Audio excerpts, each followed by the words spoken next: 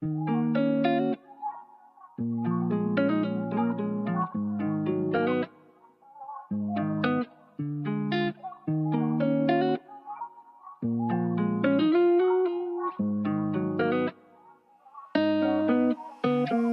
just left the club, 2 o'clock in the morning, trying to see if you up. That's when I sent that drunk text. You up? That's when I sent that drunk text. You up? We just left the club, 2 o'clock in the morning, trying to see if you up. That's when I sent that drunk text. You up? That's when I sent that drunk text. You up?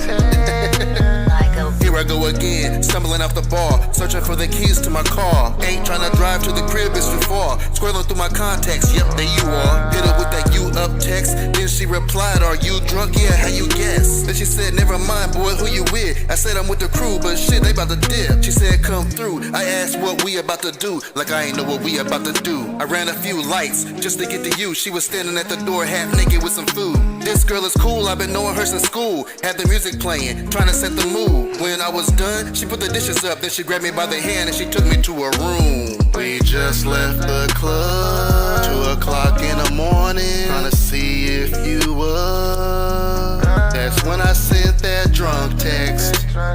You up? That's when I sent that drunk text. You up? We just left the club, 2 o'clock in the morning, trying to see if you up. That's when I sent that drunk text. You up? That's when I sent that drunk text. You up? I ain't really no talker, let's do it. Put it right in the coffin, let's do it. When you take it off, baby, I lose it. She told me I'm hot, but I'm cooler. Pull up on her, I shoot me a movie. I just want that box, you knew it. When I do what I do, it be fluent. Put it down even though she a cougar. Left out the club, send that drunk text to my baby. Like, baby, what you on? You know, I'm tryna come lace it up. I be up late, pacing, waiting on her. She knock my door down to wake me up. I be all out of town, but I'ma follow up with you. Yeah. We just left the club, 2 o'clock in the morning, trying to see if you up. That's when I sent that drunk text. You up? That's when I sent that drunk text. You up?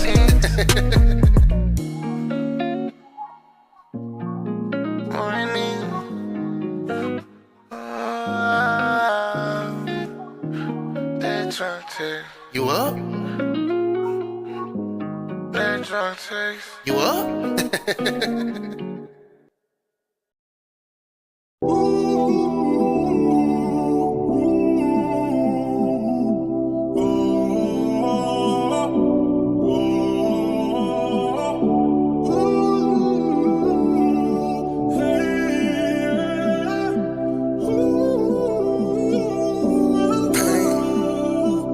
I got pain on me, and it won't go away. I was so far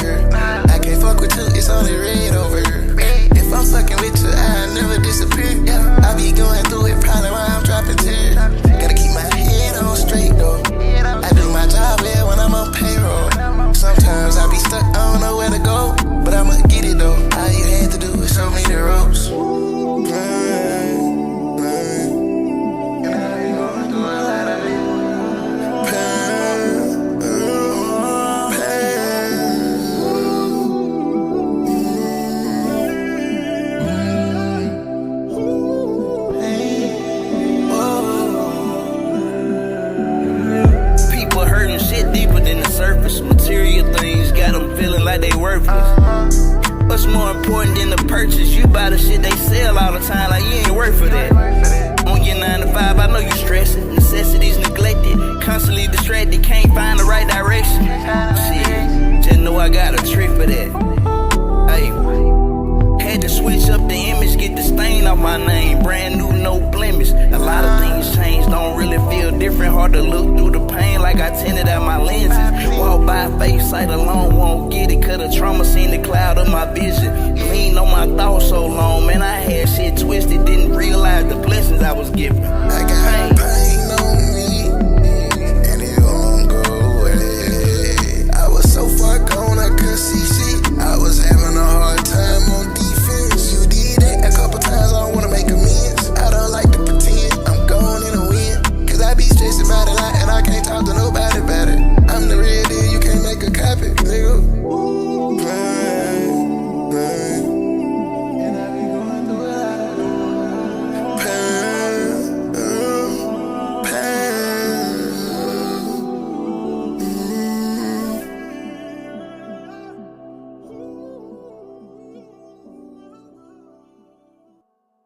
Man, I've been trying to reach the ceiling.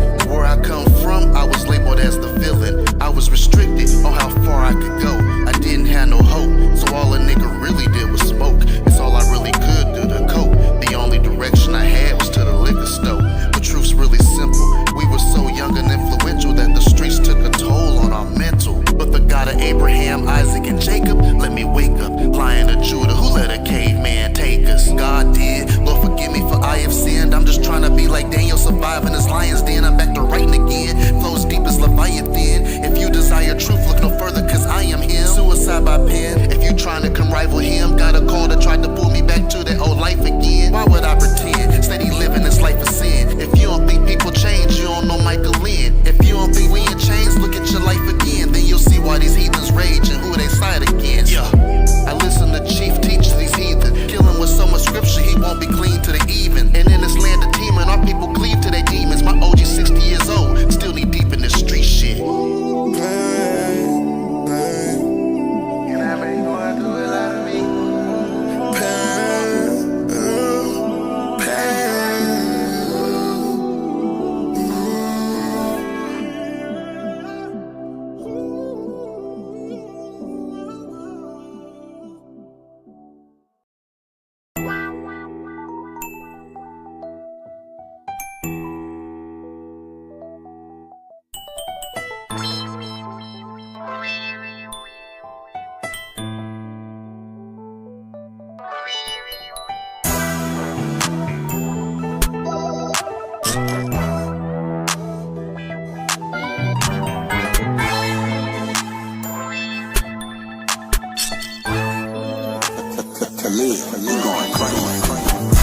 I've been known to handle business, this shit different. Hit the slab at any minute, hope my people get this message. Around the way, they need a blessing. So I load up with my niggas, we stay rolling. Highways and hedges, peep the signs and pay attention. Keep in order when we operate, you might just wanna listen. Get your point out when we finish.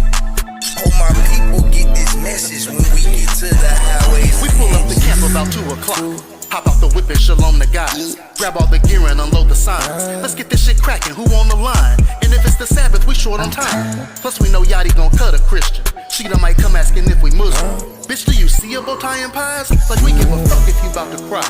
Yo, listen to deceptions, it's itemized. Then she gon' ask if we believe in Christ. Yeah, but his name is Yahushua. Man, I can't wait till them chariots swang low. We tryna teach you who they came for. I know that you like to hold hands with the heathen. This is one place that they can't go. To the highways and hedges, highway and hedges,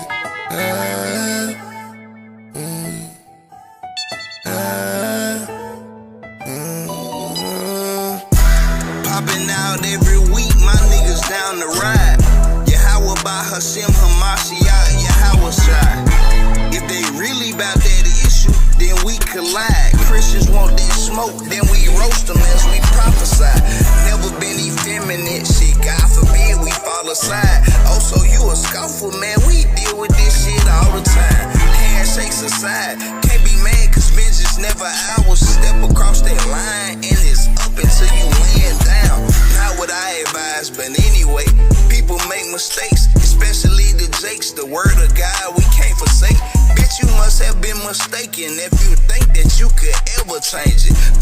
yourself in danger. Choose life, not the way of strangers. Up my middle fingers to the multitude of those who train us. Anything but a child of God. Double cup and drink it. Not what you was thinking when you seen those niggas hanging on the corners with those Bibles for survival of our Pull up kingdom. to the highways and hitches. Highway and hitches.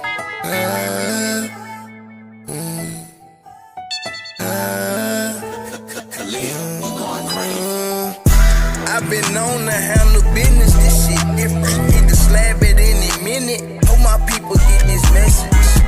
Around the way, they need a blessing. So I load up with my niggas, we stay rolling. Highways and hedges. Peep the signs and pay attention. Keep in order when we operate. You might just wanna listen. Get your point out when we finish. Hope my people get this message when we get to the highways and hedges.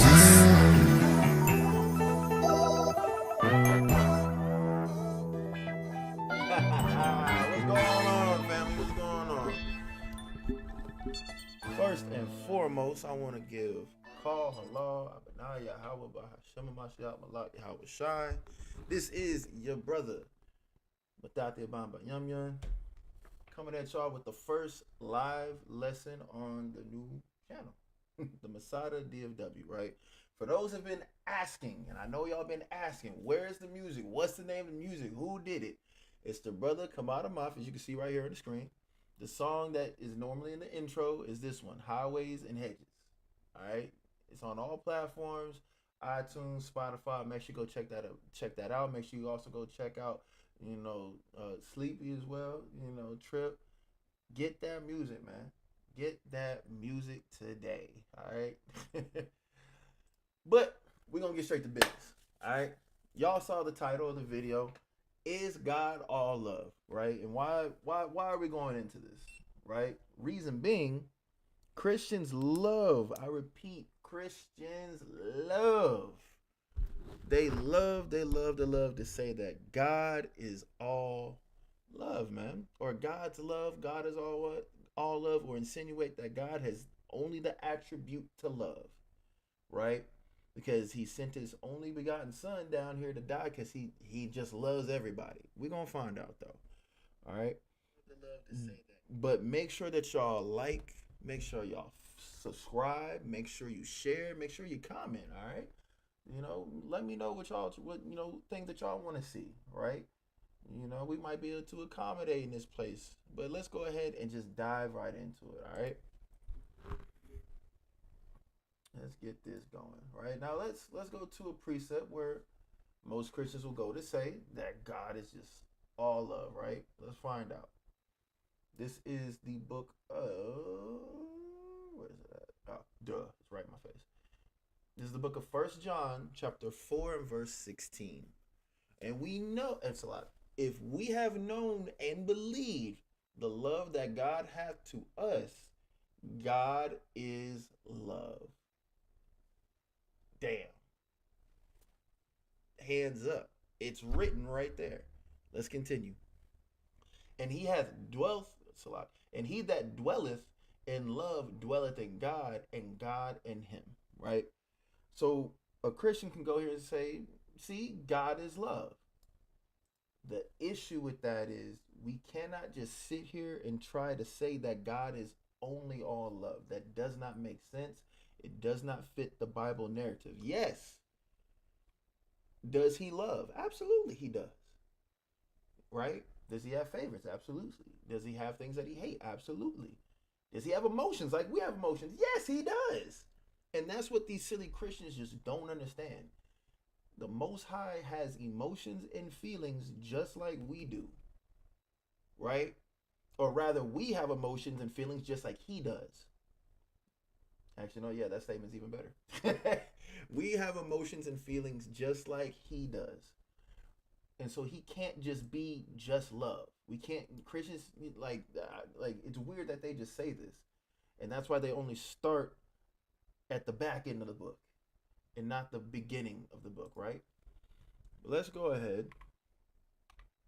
Let's dive in Let's start to see, who's right and who's wrong. Let God be true and every man a liar, right? So watch this. This is the book of Proverbs, chapter 11, verse 1. This is where most Israelites go to disprove it, which it's not a bad verse. Again, Proverbs 11, verse 1 in the KJV. A false balance is abomination to the Lord, but a just weight is his delight. Now, most Israelites will go here to see he can't just be all love, brother, or he just can't be all love, sister, whoever they're talking to, right? They try to say, look, he's not all love, because that's a false balance. He can't just have it one way and then, just forget the other stuff. That's unbalanced, which is true. When you have a scale, like, the justice scale, the things that people be, that little representation for what's good, what's evil, and what's weighed in the balance, you can't do that with the Most High. You can't just say that he's all love. That's unbalanced. The Most High is a perfect being who calls his people to be perfect like he is. He can't be unbalanced and then like that don't work. It don't work at all. There has to be a balance here. So this is a good precept to go to. But what we're going to do today is dive deeper, right? Let's prove this. All right. So what we're gonna do is we're gonna showcase right now different emotions and feelings that the Most High has, and we're gonna do it with the book, right? And we're gonna go all the way to the beginning right now. Genesis 4. Still tipping on fold. Right there, fold. Oh yeah. All right. So this is the book of Genesis, chapter 4. We're gonna start at. Can y'all see this? This needs to be blown up.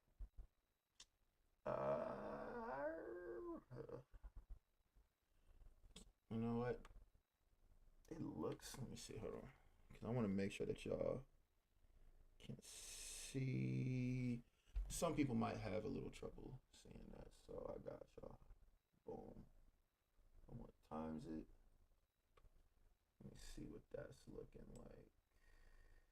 Yeah, that's fine. I think that's good. Yeah, that'll do, pig. That'll do. All right. This book of Genesis, chapter 4, and verse 9 in the KJV. And Yahweh said unto Cain, where is Abel thy brother? So, context.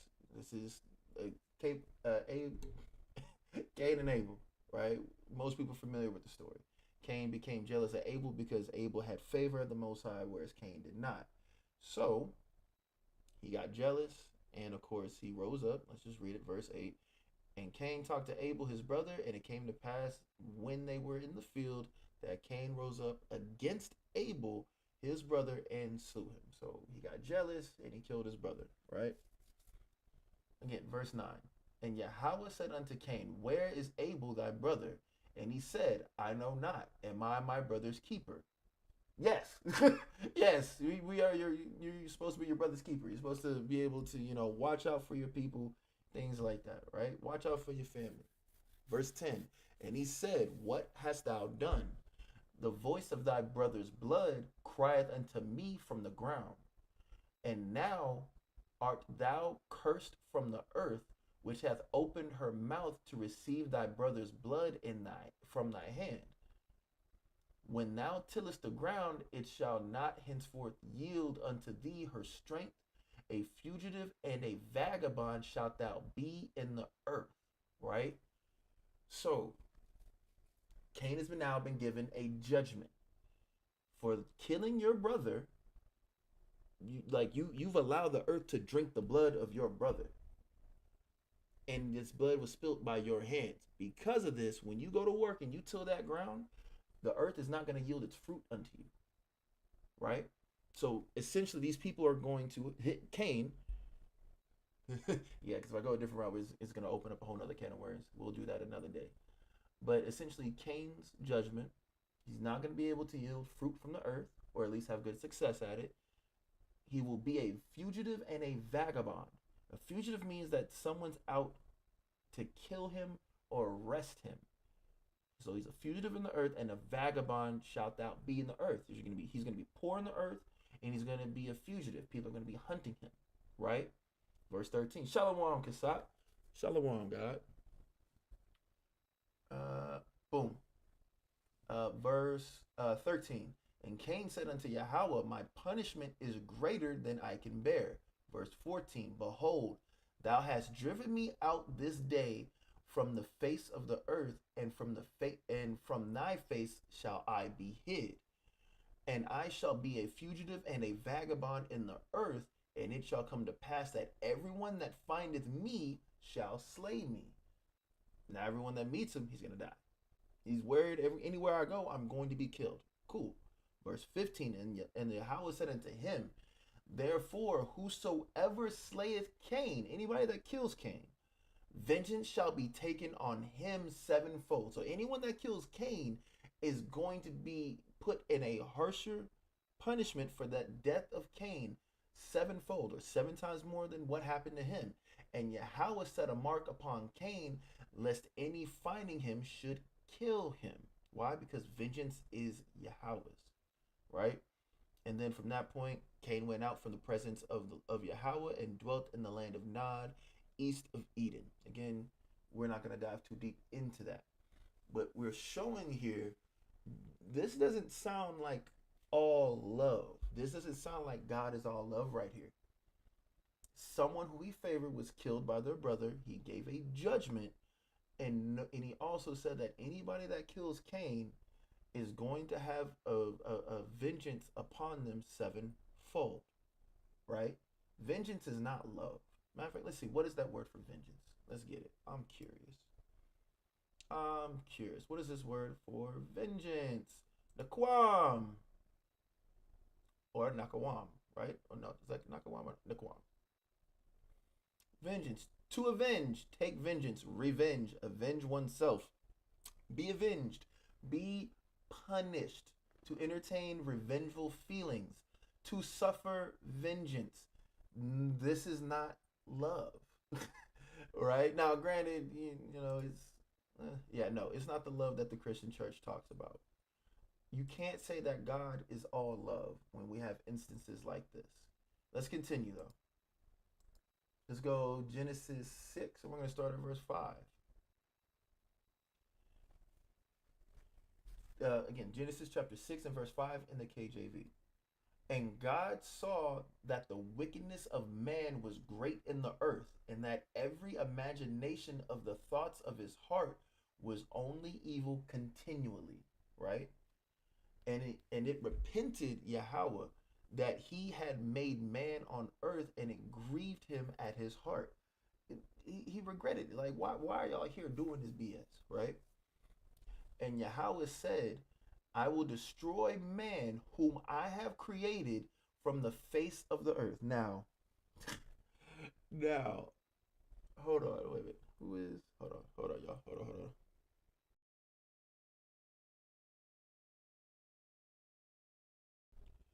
Never mind. All right, so where is we at? Salakia. Verse 7. And Yahweh said, I will destroy man whom I have created from the face of the earth. Now, destroying is not loving somebody. It's not. Well, depending on the context, because Israel was destroyed for their disobedience towards the Most High. But he never said he didn't love them, though. He didn't destroy all of Israel from the face of the earth, though. Hold on, y'all.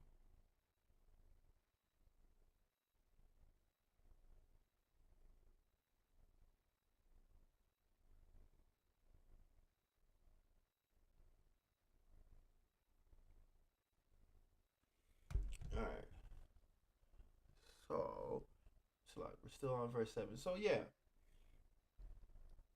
So man was being evil in the earth, and the Most High said he's going to destroy man, whom he has created. One of the main arguments that I see Christians like to take sometimes.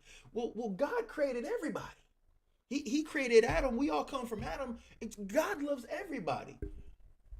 This man literally said, and the Lord said, I will destroy man whom I have created from the face of the earth. both man and beast and creeping thing and fowls of the air, for it repenteth me that I have made them. It does not matter. It doesn't matter that collectively everyone on the earth comes from Adam. Because at this time, there was a collective of people here as well. He created all of them. He created man, beast, creeping thing, and the fowls in the air. And he said he's going to destroy them. But if God loves everybody because everybody comes from Adam, where is this at? like make this make sense. They're banking on the fact that because God created everybody on the earth, or he created everything on the earth, that he just has to love everything. How can he hate something that he created? He said he's going to do it. He said he's going to destroy them. So you just being simply created does not help your case. Verse 8, but Noah found grace in the eyes of the Lord. So Noah found grace. This is a multitude of people in the earth. He said he's going to kill everybody, including the beast, creeping thing, and the fowls in the air. But Noah found grace, right? And these are the generations of Noah. Noah was just a man and perfect in his generations, and Noah walked with God. So this is a man who follows the Most High, right?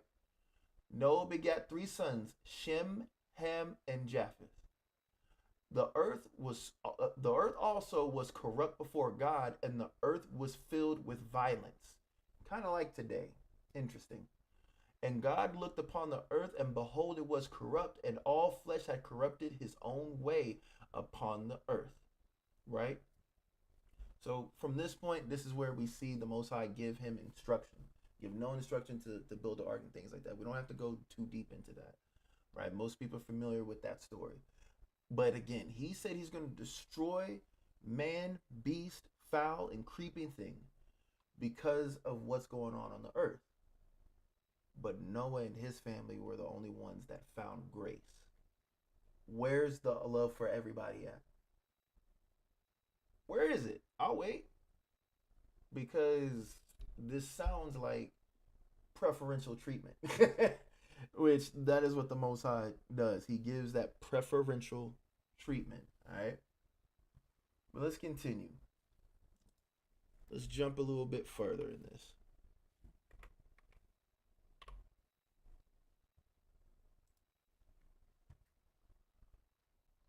Let's see. This is 1826. Boom. Sodom and Gomorrah. Because God is all love, right? Christian man, woman, and child. Right? Let's find out. This is Genesis chapter 18, and we're going to start at verse 26. And Yahweh said, if I find in Sodom 50 righteous within the city, then I will spare all the place for their sakes. So if he finds 50 people that are righteous in the city of Sodom, he'll spare them. Verse 27, and Abraham answered and said, behold, now I have taken upon me to speak unto the Lord, which I am but dust and ashes. Peradventure there shall lack 5 of the 50 righteous. Wilt thou destroy all the city for lack of 5? And he said, if I find 40 and 5, I will not destroy it. And he spake unto him yet again, and said, peradventure there shall be 40 found there. And he said, I will not do it for 40's sake. And he said unto him, oh, let not the Lord be angry. Let not the Lord be angry. The Lord feels anger. He can't be all love. And I will speak, peradventure there shall 30 be found there. And he said, I will not do it if I find 30 there. And he said, behold now, I have taken upon me to speak unto the Lord. Peradventure there shall be 20 found there. And he said, I will not destroy it for 20's sake. And he said, oh, let not the Lord be angry, and I will speak yet but this once. Peradventure 10 shall be found there. And he said, I will not destroy it for 10's sake. And the Lord and Yahweh went his way as soon as he had left communing with Abraham, and Abraham returned into his place. Right? So if at least 10 people be found there, he won't destroy the city. There were 4, and it got dwindled down to 3. Lot, his wife, and his 2 daughters. 4 people. Lot's wife looked back, turned to ashes. Only 3 survived. He destroyed the city. He couldn't find even 10. Right? But is that all love, dear Christian? Because you say God is love. Here we see, and this is after the flood, for people who want to be stupid, because we know what happens in the next chapter. Matter of fact, let's get what happens in the next chapter. Why are we even playing the game? Right? Because there weren't at least 10 people that were righteous. This is Genesis 19 and verse 24. Then Yahweh rained upon Sodom and Gomorrah brimstone and fire from Yahweh out of heaven. And he overthrew those cities and all the plain and all the inhabitants of the cities and that which grew upon the ground. But his wife looked back from behind him, and she became a pillar of salt. Verse 27, and Abraham got up early in the morning to the place where he stood before Yahweh, and he looked toward Sodom and Gomorrah, and toward all the land of the plain, and beheld, and lo, the smoke of the country went up as the smoke of a furnace. And it came to pass, when God destroyed the cities of the plain, that God remembered Abraham and sent Lot out of the midst of the overthrow, and he overthrew the cities in which Lot dwelt. Is that love? For those people who died in Sodom, Gomorrah, and the 5 cities, including Lot's wife, was that love? Dear Christian man, woman, and child, was that love? Because Christians say God is love. Is this love? I don't think so. Right? So we got a couple actions, right? We saw a pronounced judgment on Cain, right? We see a pronounced judgment on the earth, right? We see a pronounced judgment on Sodom and Gomorrah. We see the Most High have carried out these judgments, right? Let's go a little bit further. Let's just go just a tiny bit further, man. Right? This is Exodus 20. We're going to start at verse 1. And God spake all these words, saying, I am Yahweh thy power, which have brought thee out of the land of Egypt, out of the house of bondage, right? Thou shalt have no other gods before me. First of the 10 commandments. Thou shalt have no other gods before me. Thou shalt not make unto thee any graven image or any likeness of anything that is in heaven above, or that is in the earth beneath, or that is in the water under the earth. Right? Verse 5. Thou shalt not bow down thyself to them, nor serve them, for I, Yahweh thy power, am a jealous God. I thought God was all love, though. I thought God is love. The Most High said himself that he is a jealous God. So what are we doing? What are we doing, Christians? That is the main thing y'all love to say. God's love, all love. The man is a jealous God. Let's keep it a buck. You can get jealous. And rightfully so. Right? Visiting the iniquity of the fathers upon the children unto the 3rd and 4th generation of them that hate me.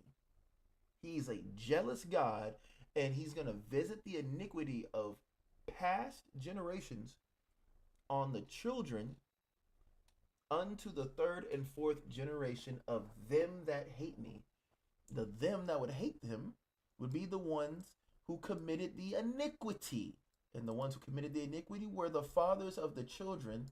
And yeah, y'all not ready for that.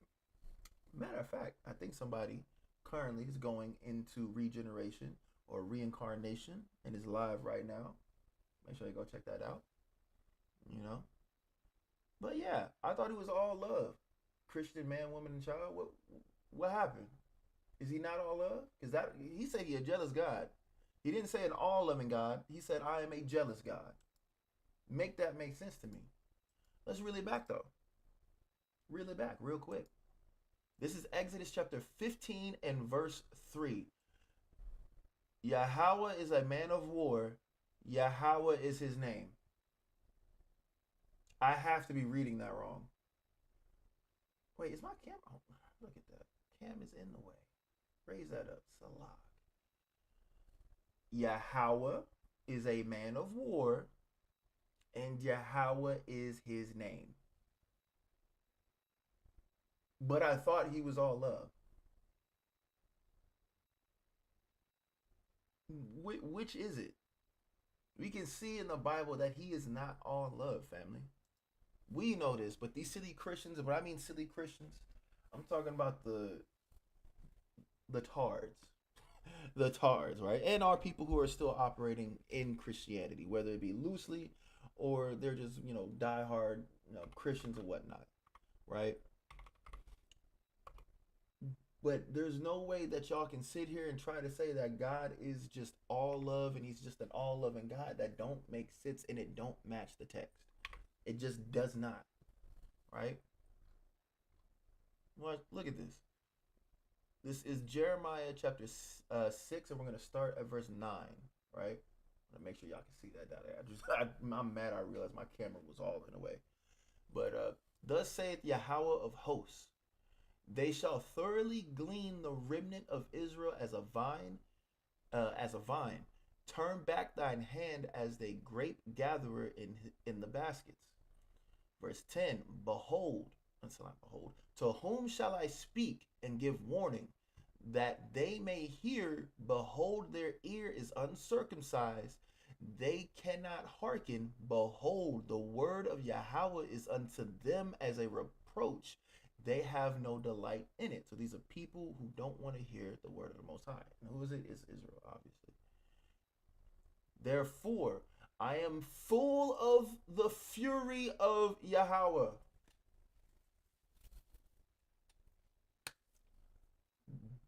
But he's all of. Jeremiah said again, verse 11. Therefore, I am full of the fury of Yahweh. I am weary with holding in. I will pour it out upon the children abroad and upon the assembly of young men together. For even the husband with the wife shall be taken, the aged with him that is full of days. A prophecy of incoming doom and destruction to the children of Israel, right? If God is all love, why is Jeremiah full of the fury of the Lord? Because people coming to the street, y'all are just so angry. Y'all are just this, that. Y'all are not filled with the love of Christ. You're not filled with the love of God, because God is love. God get mad too. God get angry too. It says it in the book, the thing that you don't read, it says it. Mad wild, right? Let's get another example. Let's get another one, right?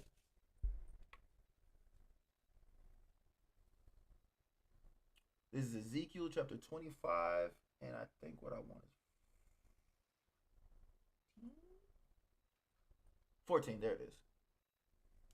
This is, again, Ezekiel 25 and verse 14. And I will lay my vengeance is in love, I will lay my vengeance upon Edom by the hand of my people Israel, and they shall do in Edom according to mine anger and according to my fury.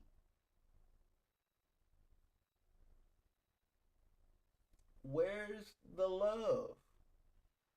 Dark Child World. Shalom, sis. It's been a minute. Love to see you. Love to see you back in these chats, fam. All praises. All praises to the Most High. But yeah, let's read that again. I will lay my vengeance upon Edom by the hand of my people Israel. If God is all love, why does he have vengeance? And they shall do in Edom according to mine anger and my fury. If he's all love, where's his anger and fury coming from? Right? And they shall know my vengeance, saith the Lord God. That's by the Most High. So how, Sway? How is God all love? These Christians just make up statements that sound good, that make people feel good, to get the band going, pass the collection plate, make sure you sow a seed of $3,000 and make sure you put your mama out of the house and whatnot. Right?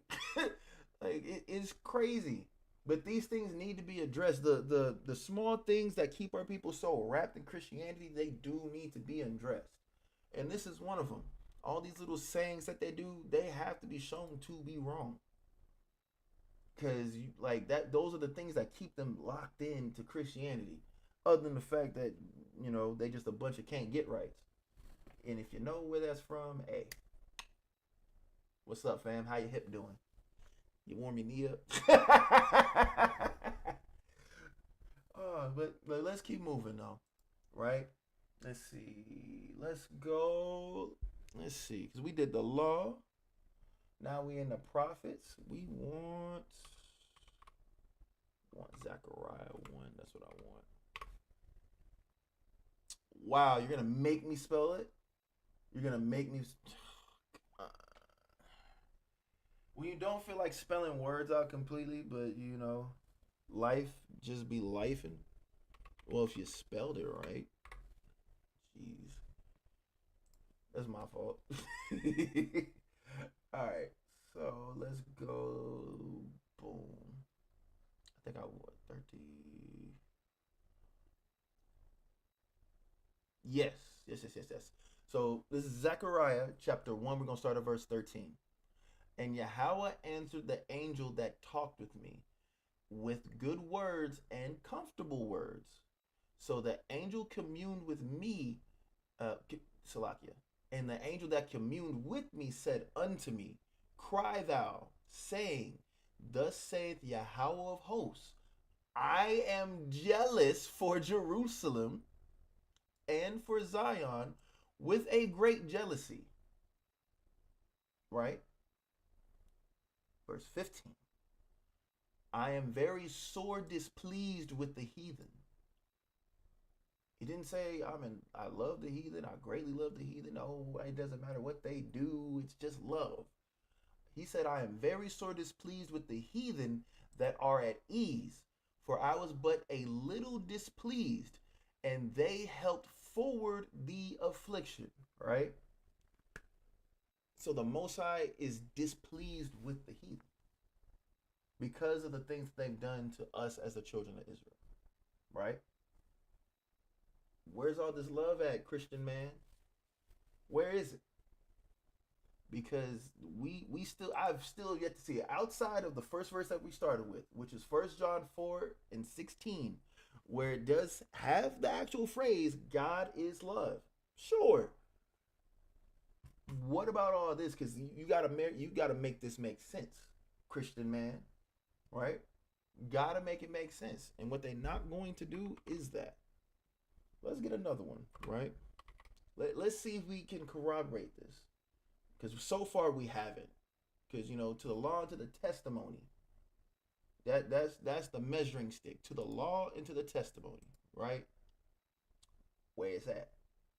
We've gotten the law, now we're in the testimony. I've yet to see it, right? Let's go back. We're going to start... It's Isaiah chapter 34. We're going to start at 1, right?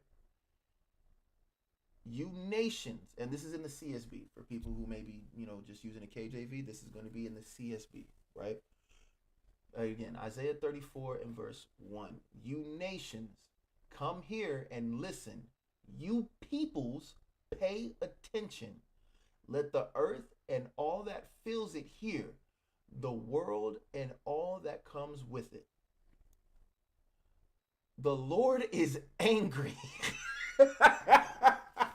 This is why I wanted this translation. This is, bruh, literally, this is the Most High speaking.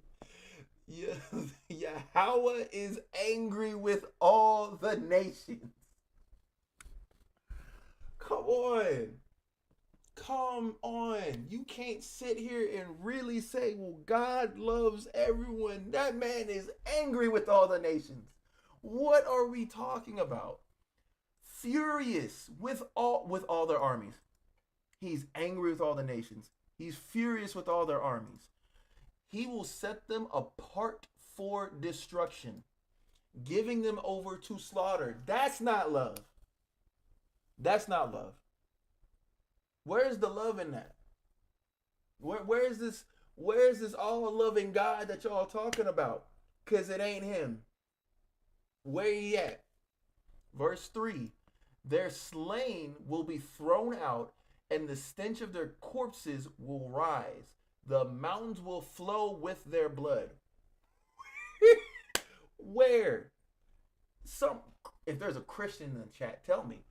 How is this showing that God is all love? Like, where's this all-loving God that y'all say is in the Bible that sent Christ down to die for, the sins of the people? Where is he at? Because I have yet to read about this all-loving God.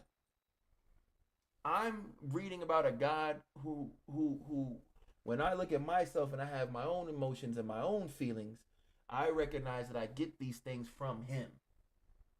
Because he has emotions and feelings too. Verse 4. All the stars in the sky will dissolve. The sky will roll up like a scroll, and its stars will all wither as leaves wither on the vine and foliage on the fig tree. When my sword has drunk its fill, when my sword has drunk its fill in the heavens, it will then come down on Edom and on the people I have set apart for destruction. Yahweh's sword is covered with blood. It drips with fat, with the blood of lambs. With the blood of lambs and goats, with the fat of the kidneys of rams. For Yahweh has a sacrifice in Basra, a great slaughter in the land of Edom. The wild oxen will be struck down with them, the young bulls with mighty bulls. Their land will be soaked with blood, and their soil will be saturated with fat. Verse 8. For Yahweh has a day of vengeance, a time of paying back Edom for its hostility against Zion. Lot to unpack here. One, and again, we're not diving too deep. We're going to stay on subject, but on a fun question, dear Christian,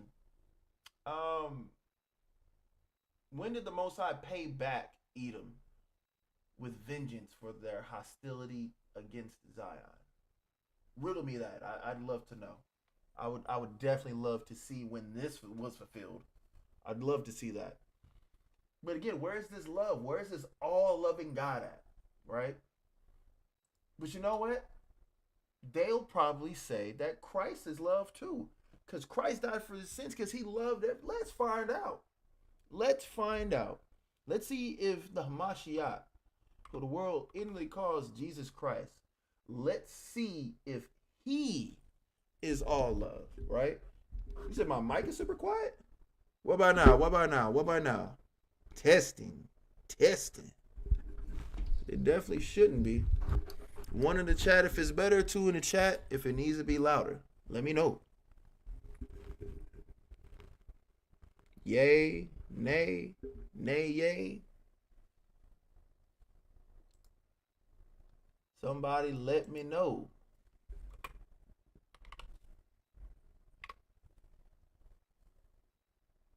Damn, no No love in the chat? One in the chat if my mic is too quiet. Two in the chat if we good. A little bit more. It might just be you, Yachty. Hold on, let me see. Hold on, let me do it. Hold on.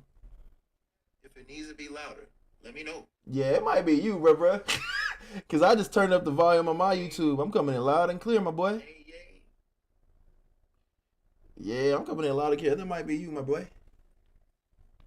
Shalom, Ram. Priest Ram in the chat, man. Make sure y'all like and subscribe to Priest Ram Ahmad the Masada. Alright? But yeah, God, all praises, all praises. But yeah, getting back on subject, right? So we see where the Most High is definitely not all love, right? Christians probably say Christ is all love. Let's find out. Let's see if this is loving. This is Luke chapter 19, verse 27. Ooh, this CSB? Oh, God. The CSB is even better. I was going to switch back to the KJV. This is way better. Let's see. This is Luke chapter 19 and verse 27 in the CSB. But bring here these enemies of mine. Do not, but bring here these enemies of mine who did not want me to rule over them. Slaughter them in my presence. How is that love? Because I have it all the way up and it sounds like I have it on my mid. It might be just the positioning of the mic, to be quite honest with you. It might be like, that's really what it might be, y'all. If I'm going to keep it up. Let me set it right here. Let's see if this helps. All right. Mic check. Because I'm playing it. Because look, I got it up on my phone. Do not hold it till I.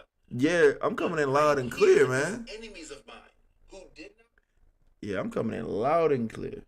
But yeah, does this sound like love to you? Does this sound like the Hamashiach is just this all-loving being like how Christians like to purport his father is? He has enemies, and he said to kill them in front of them. Look, if someone says that that's a, it's I love when I just, bring somebody in front of my boss and kill him. Oh man, it's an act of love and kindness. It's just love. Going to jail. That is a murder. Somebody's getting hit with a RICO case. Something. Let's keep it real, man. Now, here is the question that most people do not ask, right? Where is this concept of an all-loving God coming from? Right? I don't see that in the Bible. Obviously, it's a dogma of Christianity. We know this. But our people are really accepting of this notion, right? There is a reason for this. So before I pull the source, I want to read something to y'all real quick, right? Do I still got it? Let's hope so. I hope I ain't tripping. Boom, boom, boom, boom, boom, boom. Here we go. So this is the book of 2 Maccabees, chapter 4 and verse 15. Not setting by the honors of their fathers, but liking the glory of the Grecians best of all. Right? Actually, let me start up.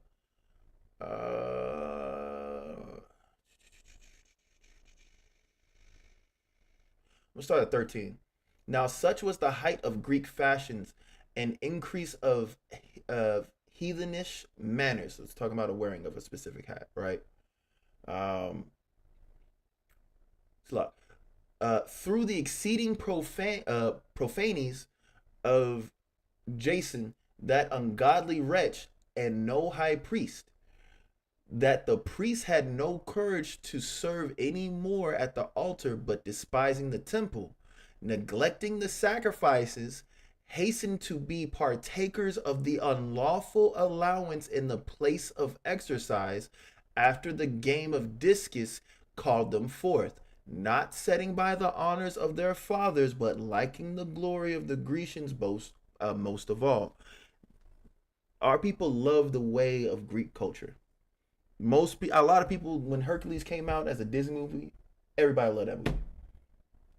We have, of course, now we have, I think it's called, on the HBCU side, it's called like the Divine Nine and things like that. Basically, those black fraternities that came about because the Caucasian fraternities was not allowing our people to join them, so we had to go make our own. But they kept a likeness in those things, the hazing, the culture, the tight knit group and whatnot, and then you have the sister side of it, the sororities, and then even you have Freemasonry. You have regular Freemasonry, which is for the Caucasians, and then you have Prince Hall Masonry, right? These are things that our people love to do. These are all what's it called? These are all aspects of Greek culture. I got you wrong. Boom. Boom. Boom. Yeah. All right, bet. I got you. I got you. I gave you a wrench, my guy. The priest got the wrench, y'all. He ain't afraid to. He ain't afraid to snipe you, man. He ain't afraid to use that hoe. All right. but yes, our people have a habit of loving Greek culture. They love to be wrapped in Greek mythology, Greek theology, right?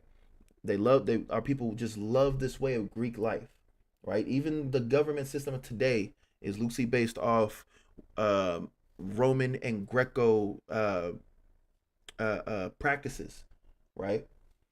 And our people love to be involved in these things. They find the way the Grecians best, right? This is what Paul was having to address and go for.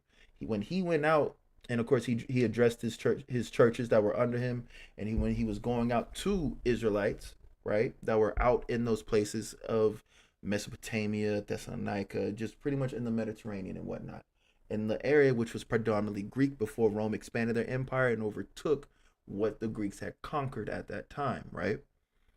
So he's going to our people who are heavily immersed primarily in Greek and Roman cultures. And so part of being in those cultures, you adopt their customs, their religion, their indoctrination for their schools, their social practices. Like when you read about, a man should not have his head covered, a woman should, all that BS that you read about. That's a culture in Corinth. It's not something that we all did. That's just something that they had in Corinth, right? Just like even when you read, I think it's Acts 19. No, it's like 16, I think. Where Paul and I forget the brother that was with him were accused of trying to force people to practice customs that were unlawful while they were in, I think it was Athens. No, it was a Roman province. It was a Roman province. But the only time that we see where our practices as Israelites were unlawful is when we have Antioch ruling, and he gave that decree, and you read about that in First Maccabees 1, I think 49 through about 56, and then you see reiterated in Second Maccabees 6, where it's unlawful for us to keep our law and our culture. And so you have now Paul, who was pointed out for this and said he's trying to convince us to do something that is unlawful for us to do. Romans and Grecians have a polytheistic religious lifestyle. How is it that them worshiping another deity a certain way, how is that unlawful to them when their whole religion is a pantheon of different gods? And they would even sit down and hypothesize, theorize, and philosophize about these gods and deities. Even new ones that were introduced going all the way to old, which would be called primordial gods, if you will, or parents of the gods that they worship at the time. So how is it that the worship of one God is unlawful, but the others aren't? That lets you know that the people who he was talking to grew up thinking that it is unlawful and wrong for someone to follow the God of Israel. But most people don't dive deep like that. Christians won't. I don't even think Christians really read Acts. They'll probably read like Acts 10 and maybe 15. But they're not really diving in the book of Acts like that. They're not. But again, I go here to say our people love the way of Grecians. They love the way of Greeks. And oddly enough, that way the way of the Grecians were translated and loosely used in the way of Romans, which what we have today, right? And the reason I bring this up is because there is a deity, fake god, really. I don't even want to say deity. Let's keep it a buck. But in the Greek pantheon, there is a certain god that is known as the god of love, right? And he's a very old god, right? And his name, or its name, fake name, it don't exist. It lives at Foster's home for imaginary gods, is Eros. And this is from Britannica, right? A documented source, guys. Britannica is where we're getting this from. Eros. Eros in Greek religion, god of love. God is love, right? Christians love to say God is love. Our people heavily accept it. Here's why. Again, Eros in Greek religion, god of love. In the theogony of Hesiod, I can't pronounce that to save my life. Hesiod, whatever. Florence around FL 700 BCE. Eros was a primeval god, meaning a god of old time, right? Son of chaos, the original primeval emptiness of the universe, which puts this god where? At the forefront of when we, basically creation time period. Let's keep it a buck. Basically, their religion would say that Eros was in the beginning.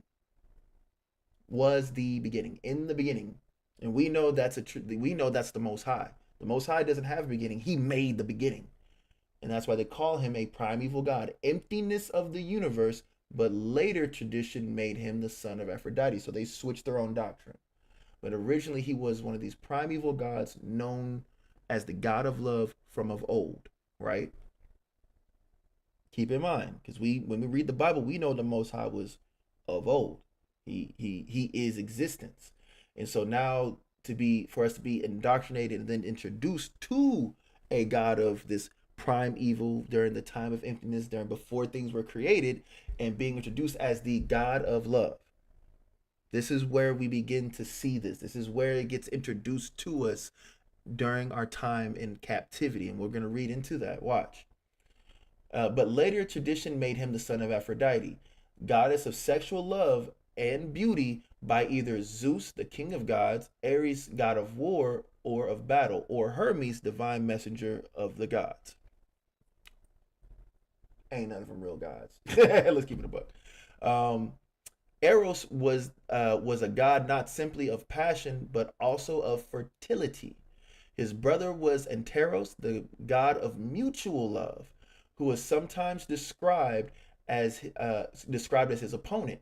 The chief associates of Eros were Pothos and Hemeros, longing and desire.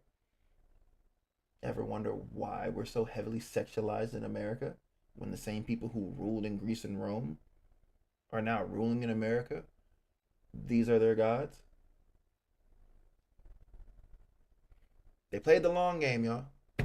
Right? Later writers assumed the existence of a number of erotis, like the several versions of the Roman amour. In Alexandrian poetry, he degenerated into a mischievous child. Pay attention. He degenerated into a mischievous child. In archaic art, he was represented as a beautiful winged youth, but tended to be made younger and younger until by the Hellenistic period. Until the Hellenistic period, he was an infant.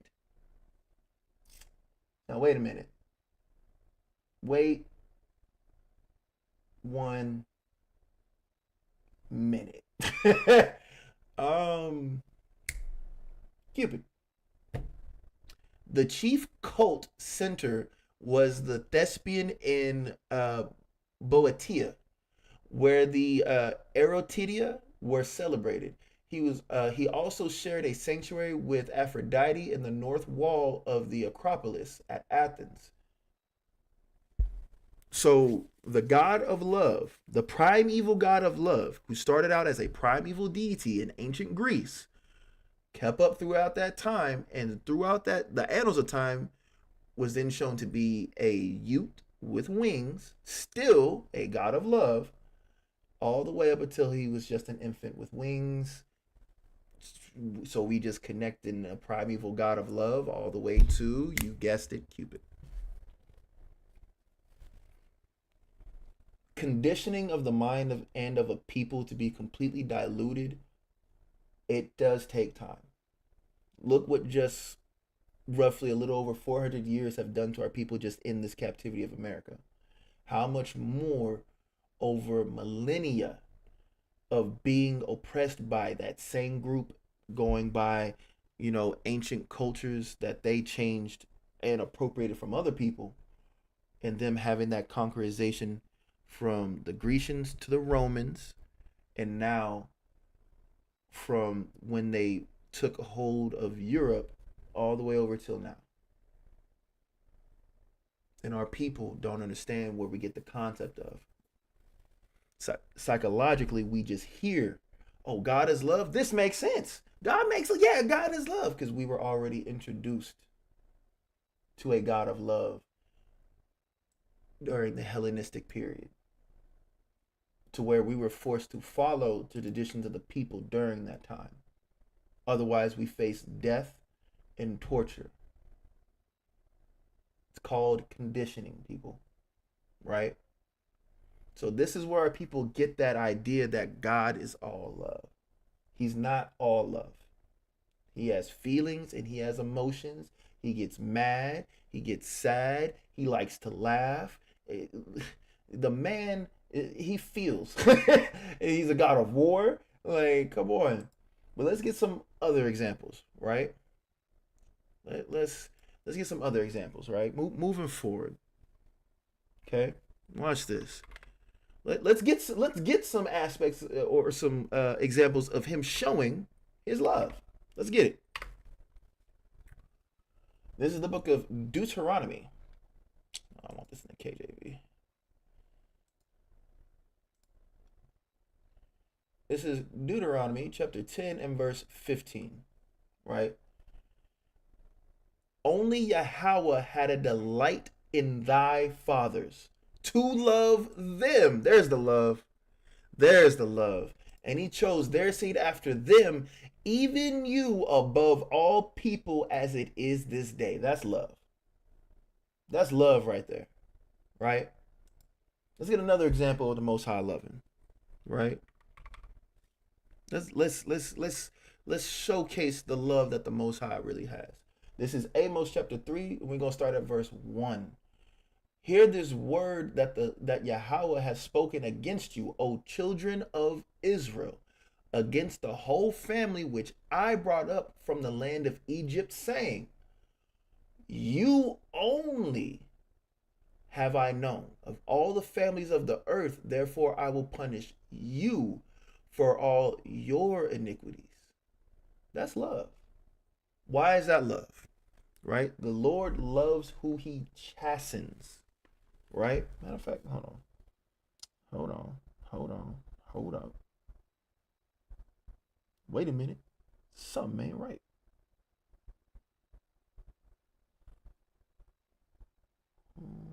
Boom. Watch this. Wow. Can't spell. Hilarious.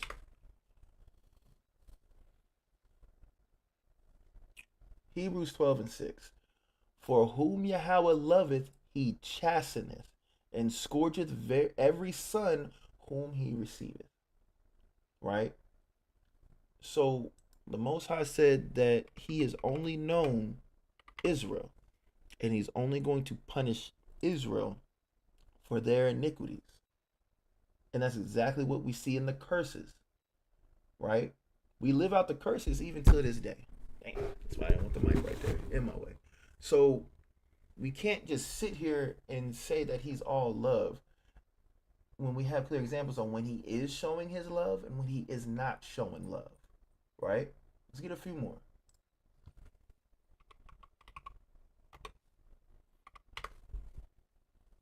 Book of Joel, chapter 2, and verse 27. And ye shall know that I am in the midst of Israel, and that I am Yahweh your power, and none else, and my people shall never be ashamed. That's love. It's a lot of love. It's reassurance, actually. That's love and reassurance. Ladies, when you feel like your man mad at you, or you know, you feel like you're not doing what you're supposed to be doing, whatever it is, and your man reassures you, baby, listen, I love you. You know, I'm gonna take care of you. I'm not dealing with none of this other BS. I love you, babe. You know what I'm saying? And look, you ain't never gotta be ashamed. No, none of that. I got you. In that same manner, it's the same love right here. We done made this man mad. You know what I'm saying? He upset with us. You know, we start acting right. You do right. You know what I'm saying? He'll loosen up a little bit. You know, but yeah, this is love right here, right? Him letting us know that he's only dealing with us, right? And he's not dealing with nobody else. He's only dealing with the people that he chose, and that we're to never be ashamed of it, right? Let's get some more examples of the love of the Most High, right?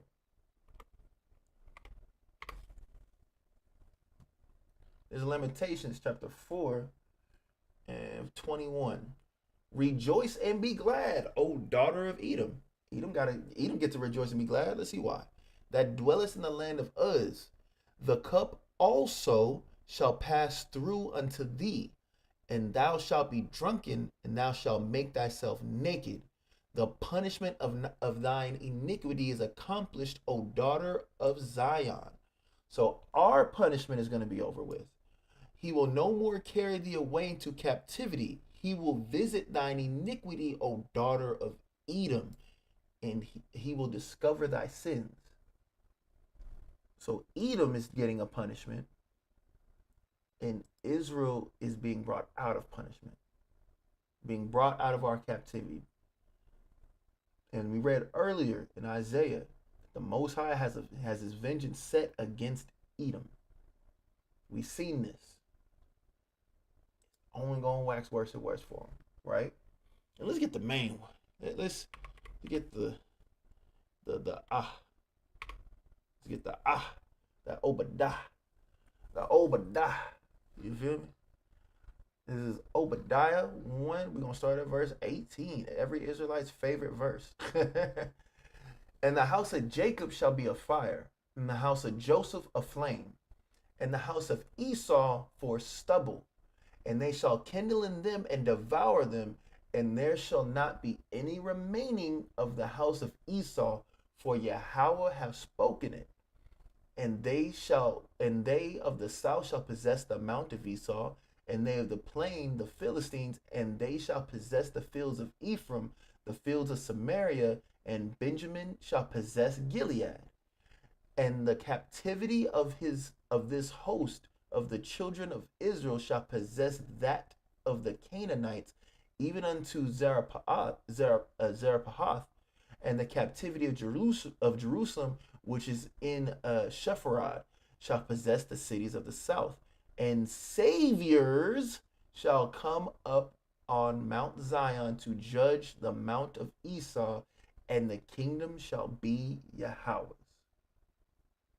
Esau's being destroyed and eradicated, and the kingdom of Yahweh is set up. That's definitely love. Because under the rulership of the Edomites, which are supposed to be the last ruling kingdom, this is the kingdom before the Most High's kingdom is established in the earth. Which means that kingdom has to be destroyed. Is destruction of one kingdom to set up the Most High's kingdom? Whose love is that towards? Is it towards everyone on the earth, like Christians say? Or is it only towards the children of Israel? Short answer is for the children of Israel. It's not looking good for you Christians. Yes, the Most High is loving. Yes, the Most High does love. but he's not all love, and he doesn't love everybody, right? And this one I did not type correctly. 1 second. I want.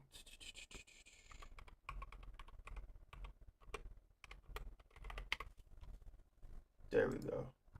That's what I want. Oh, that's small. Boom. There we go. This is Malachi 1 in the GNT. Let's see if this is all love, or if there's any love in it. Let's find out. The message of Yahweh, the message that the Lord gave Malachi to tell the people of Israel. Verse 2. Yahweh says to his people, I have always loved you. There's the love. There's the love. I have always loved you.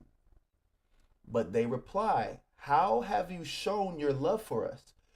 Yahweh answers, Esau and Jacob were brothers, but I have loved Jacob and his descendants, and I have hated, that's not love. He said, I have hated Esau and his descendants. Remember how earlier we read in Deuteronomy 10 and 15, how the Most High had only a delight and a love in our fathers? He's only loved our fathers and delighted in the seed after them, which is us. He's always loved us, and he has always hated Esau and his descendants. I have devastated Esau's hill country and abandoned the land to jackals. There's the love. This is a clear-cut case that the Most High does not only just, that the Most High doesn't love everybody, nor is he all love. Clear-cut case to the point, man. We gotta really start tearing down these dumb notions that these Christians think they be having and they don't. Right? Last one, and one of my personal favorites. Let's see if this is all love. Let's see.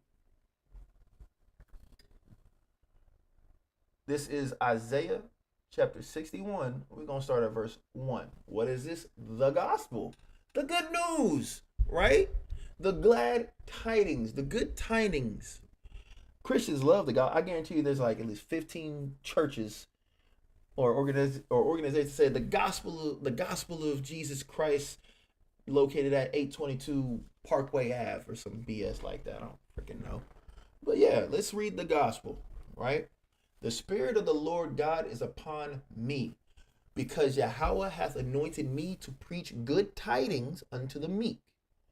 He hath sent me to bind up the brokenhearted, to proclaim liberty to the captives, and the opening of the prison to them that are bound. That sounds like love. That sounds like love. There's good news being given unto the meek. He's sending, the brokenhearted are being bound up, right? The hearts are not going to be broken. Liberty is being told to people who are captive, and the opening of prison to them that are bound.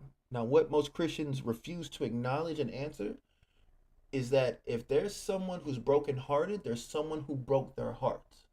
If there's someone who is a captive, there's someone who put them in captivity. If there's someone in prison or a prisoner, that means that someone has imprisoned them.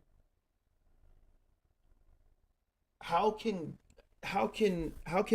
only good news be one-sided from an all-loving God? Because the Most High, the Abinah Yahweh, is not all love, and the gospel is not for everybody. Let's see who it's for, right? So this is definitely love. We see the love here. Right? What Drake say? What a love at. Verse 2. To proclaim the acceptable year of Yahweh and the day of vengeance of our God.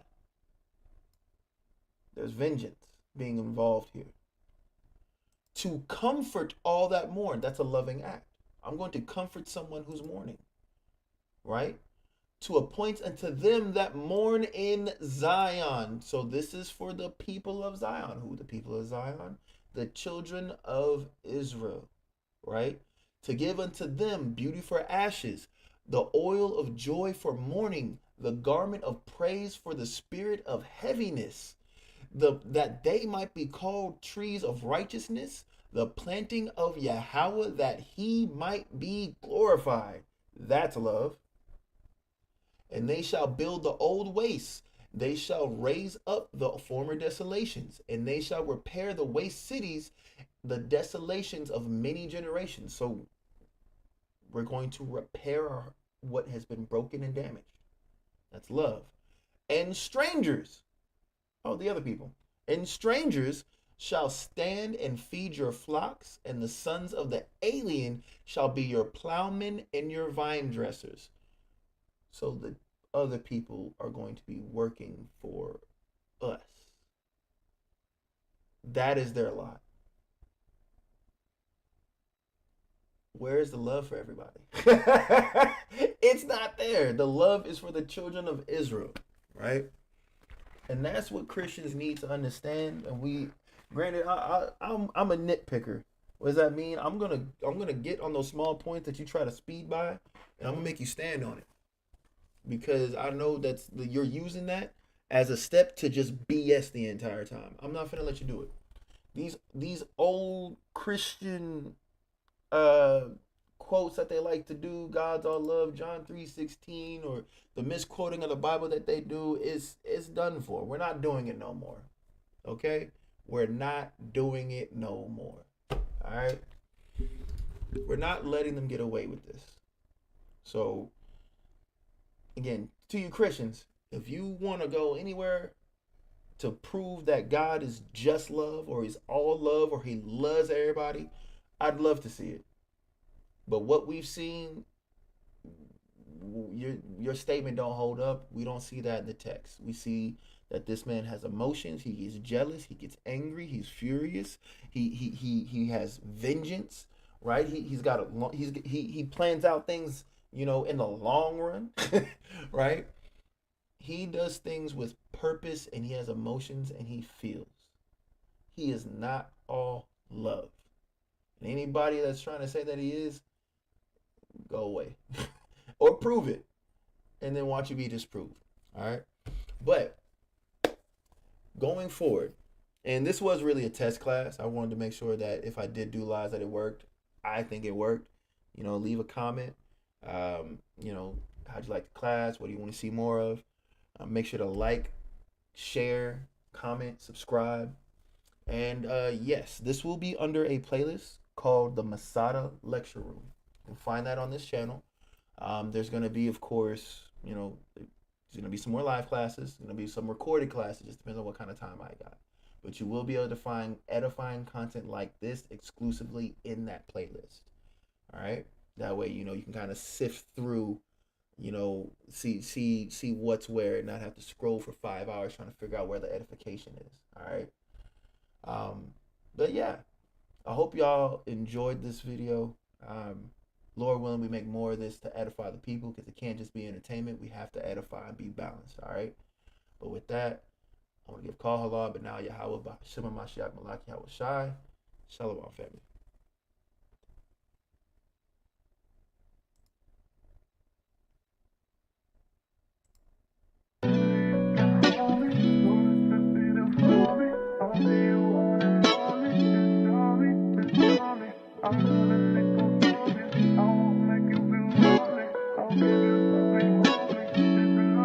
I don't know what to call it.